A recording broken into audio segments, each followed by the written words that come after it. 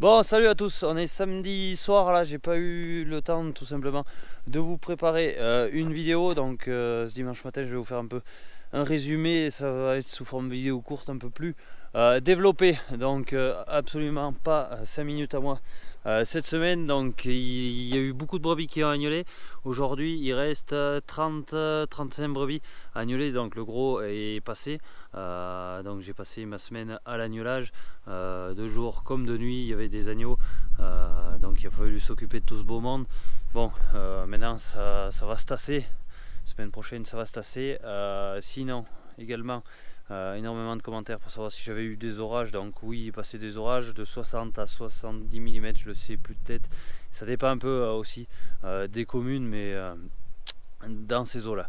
Donc, ça, très bon point positif, c'est que ça va permettre de reverdir, même si on est au 15 août passé, si on n'a pas des gelées qui arrivent trop précoces. Il faut savoir que chez nous, vers le 25 août, c'est pas rare qu'il fasse des belles gelées blanches la nuit, même si depuis 3 ou 4 ans, on va pas se le cacher, c'est plus un mois plus tard, vers la fin septembre. Donc même si les jours commencent à raccourcir, je pense qu'on arrivera à refaire verdir un peu d'herbe pour essayer déjà de faire manger les brebis qui dorment dehors, qui elles sont toujours au râtelier, et elles vont être encore au râtelier pendant 15 jours, 3 semaines, le temps d'avoir une pousse, j'ai envie de dire, correcte pour pouvoir faire manger les bêtes, parce que ça recommence juste de verdir un peu, et si on y met les bêtes là, elles vont avancer à toute allure, et on va jamais arriver à leur tenir tête. Pour celles qui sont en bergerie, qui sont en train d'agneler, même à ce jour, je ne sais absolument pas si je vais les ressortir, et ça m'étonnerait vraiment, parce que il y a quand même, si j'en ressors quelques agnelles que j'avais mis à l'herbe, que j'ai rentré,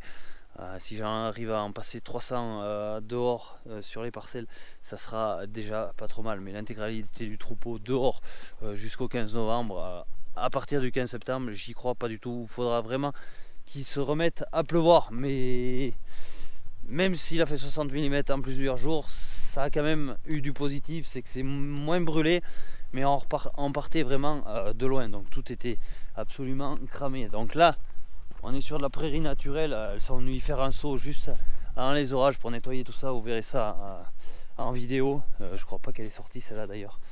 J'ai énormément de rush à monter, donc il y a du temps à consacrer au montage, mais ça j'y ferai le soir ou le matin, un bonheur. Mais quand ça n'y ira pas, parce que priorité aux bêtes en ce moment pour sauver les agneaux. Et là on est sur un trèfle gras, deuxième année d'exploitation, et celui-là, bon, il y a de la terre, il y a du fond, on voit que c'est plutôt prometteur, donc on va les laisser pousser un petit peu mieux. Ceux-là ils seront mangés.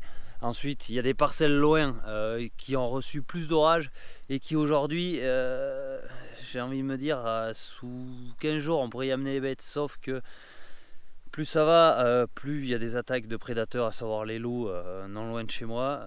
Ça se rapproche de plus en plus, et on n'est pas à l'abri de se faire prédater une nuit et de se faire tuer des brebis. Donc je ne sais pas encore comment je vais faire, mais ça finit de nous compliquer le pâturage, le fait de cette prédation. Quand il y a les loups et puis les vautours, ils arrivent aussi, ils sont pas loin.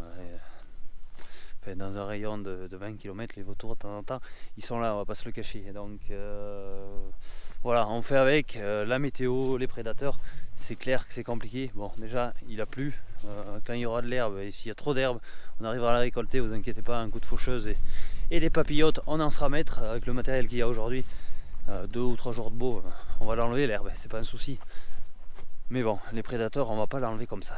C'est beaucoup plus compliqué, et il est protégé par certaines conventions qui compliquent le travail. À un moment donné, en France, il faudra savoir si on veut garder de l'élevage avec des zones comme ici ouvertes, ou si on veut en faire, j'ai envie de dire, une réserve d'indiens avec que de la forêt et plus aucun acteur du monde agricole, mais pas que, boulangerie ou autre, école et tout.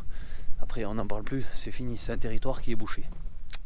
Donc voilà, donc avant les orages, j'en avais profité aussi pour déchaumer, donc j'ai déchaumé dans toutes les conditions, de l'ultra sec jusqu'à ce qu'il ait fait les orages et que ça allait vraiment bien. Donc vous avez pu voir ça en story Instagram, j'ai essayé de vous le montrer un peu pour voir un peu les différences avant pluie et après pluie. Donc cette semaine à temps perdu, j'ai passé quand même un moment pour pas faire grand chose, vu que 2-3 heures de libre dans la journée pour aller dans les parcelles, rien de plus cette semaine. J'en ai profité pour mettre le fumier dans les parcelles qui étaient en chaume, que je vais essayer de semer en prairie vu qu'on a eu de l'orage. Apparemment il serait rannoncé de l'orage pour un peu plus tard.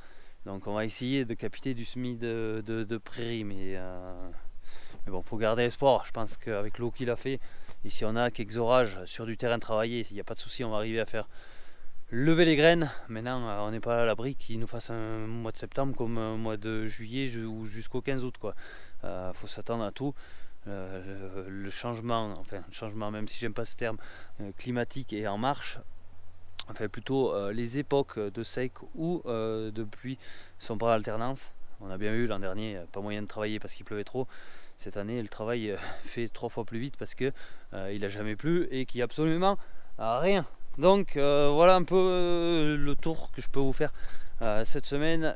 C'est clair et net, dès que j'aurai un peu de temps, je le consacrerai au montage. Mais là, pour l'heure, c'est les bâtiments, c'est essayer de dormir un peu aussi parce que quand ça se passe pas toujours bien à la bergerie, tout à coup ça monte à la tête, ça prend la tête. Et puis voilà, ça fait partie du boulot d'éleveur. Il y a des périodes plus ou moins compliquées. Donc là, c'était plutôt hard cette semaine. Donc c'est pas la peine que je fasse du montage. J'ai absolument pas le temps de m'occuper de ça. Donc les rushs sont prêts. Elles sortiront malheureusement avec un peu de décalage par rapport à la météo qui a fait. Mais bon, tant pis, je peux pas être partout. Et puis voilà, donc si vous avez 5 minutes également, n'hésitez pas à aller voir la vidéo de Gilles VK qui est venu début de semaine chez moi faire un tour de la ferme. Donc vous pouvez voir la ferme sous un œil différent et sous un témoignage peut-être un peu différent de ce que vous avez l'habitude de voir sur ma chaîne. Donc voilà, elle est sortie hier, n'hésitez pas à aller la voir sur la chaîne de Gilles VK.